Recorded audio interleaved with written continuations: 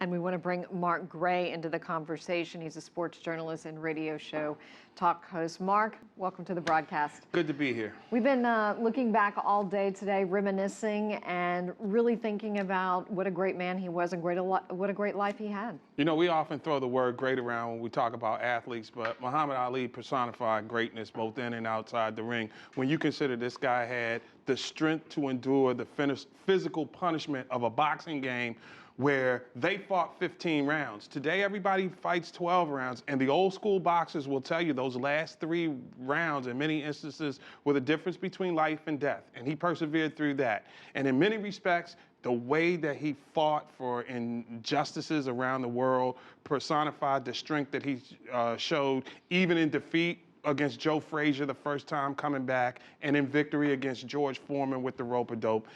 It's a sad day, but at least he's at peace and no longer in pain. Mark, I want to ask you, you know, obviously strength, stamina, style in the ring, outside of it, just as much. He charmed everyone he met. You met him. How charming was it? It's amazing because I'm in a small black Republican newspaper at the time in Atlanta, and it's Casual Friday where you dress down. I have to go to City Hall because my boss tells me, Ali's in town, I need you to find out what goes on. And there are hundreds of people around and they're waiting. He walks in the room, gives then Mayor Maynard Jackson a big hug, the kind of hug that only civil rights leaders give each other. And the next thing I know, he maneuvers his way to me. We make eye contact. He asked me my name. What am I doing here? I said, I came to meet you. He said, I said, because you're the greatest of all time. And then he spends time shadow boxing with me. He spends time doing magic tricks with me. This is, you know, when the onslaught of Parkinson's really started showing itself. But the warmth and the genuine nature of the man to come all the way across amongst all these highfalutin political types to me, who's dressed down on a Casual Friday, it's amazing. It's one of the great memories of my life. Has anyone ever said that it was really hard to fight him because of this great personality and this iconic figure that he was? It was hard to fight him because he had the fastest hands perhaps ever, and behind the hands and the speed, there was incredible power. Just ask George Foreman, just ask Joe Frazier.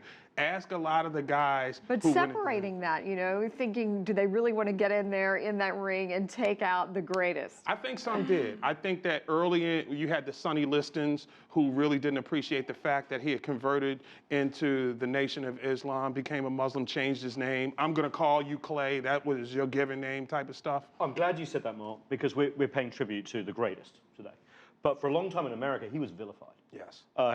Nation of Islam, against Vietnam, everyone calling him Cassius Clay.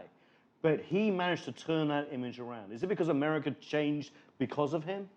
I think in many respects America did. He was a polarizing figure. I mean, you look in the annals of sports and the people who made differences, I should say, in society. You look at Jackie Robinson, and then right beneath Jackie Robinson, perhaps, is Muhammad Ali.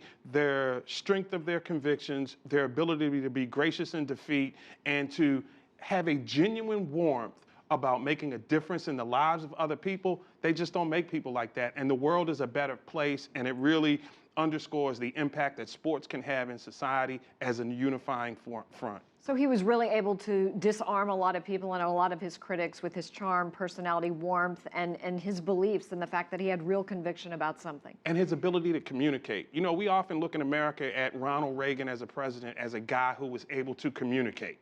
You look at Muhammad Ali, a tremendous communicator. We look at his quips, we look at his lines and things of that nature that stand afloat like a butterfly, sting like a bee. Those are the kind of things that connect with people. He did sting like a bee. So for you, what was the most amazing fight you ever saw, the best knockout that the champ ever did?